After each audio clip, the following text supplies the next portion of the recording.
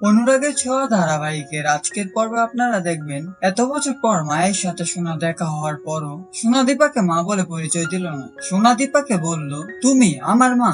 Impossible. হ্যাঁ বন্ধুরা, সোনা যখন কম্পিটিশনে চ্যাম্পিয়ন হয় তখন চারু আর সূর্য সোনাকে ট্রিট দেওয়ার জন্য রেস্টুরেন্টে নিয়ে আসে। তখন সূর্য চারুকে গল্পের মাঝে বলে, এখানে কি খাবার তৈরি হয়? আমাদের বাড়িতে এর থেকে ভালো ভালো বাঙালি খাবার তৈরি হয়। তখন সোনা সূর্যকে বলে, বাবা। তারপর সূর্য সোনাকে বলে, সরি মা, বলে ফেলেছি। সূর্য সেখান থেকে জেদ ধরে বাইরে চলে যায়। তারপর যখন রেস্টুরেন্টের ওয়েটাররা কমপ্লিমেন্ট হিসেবে সূর্যকে দীপার বানানো পিৎজাটা খেতে দেয়, তখন চারু বলে, পিৎজা? আর সূর্য সেনগুপ্ত কখনই খেতে পারে না, ওটা খাবে না, নিয়ে যান। তখন সূর্য বলে, দাঁড়ান। তারপর সূর্য যখন পিৎজাটা খায়, খেয়ে বলে, দীপা। তারপর চারু যখন সূর্যকে জিজ্ঞাসা করে দীপার কথা, তখন সূর্য তা এড়িয়ে যায়, বলে, অনেক পুরনো কষ্টগুলো আজ মনে পড়ে গেছে, এগুলো থাক। অন্যদিকে দেখা যায় খাবার ডেলিভারি করে যখন দীপা ফিরছিল, তখন সোনা রাস্তার মধ্যে সেলফি নিচ্ছিল। সোনা যখন ক্যামেরায় দীপাকে দেখে, তখন সে দীপাকে ইগনোর করে চলে যেতে চায়, আর যাওয়ার পথে মামের মধ্যে ধাক্কা লেগে যায়। দীপা তো সোনাকে দেখেই চিনে ফেলে। দীপা বলে, সোনা মা, তুই এত বড় হয়ে গেছিস, কেমন আছিস মা?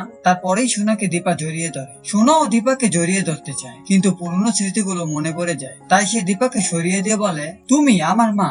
ইম্পসিবল। আমার নাম সোনা নয়, আর আমার পরিচয় জানার তোমার কোনো অধিকার নেই। তাও জেনে রাখা উচিত আমার নাম অলি। হ্যাঁ বন্ধুরা, এত বছর পর মামে একসাথে হয়েও তাদের মধ্যে এত বড় ফাটল, তারা কি সবকিছু ভুলে আবার এক হতে পারবে? অনুরাগের ছোঁয়া ধারাবাহিকের আজকের পর্বে যদি এমনটাই হয়, আপনাদের কেমন লাগবে কমেন্ট করে জানাতে ভুলবেন না।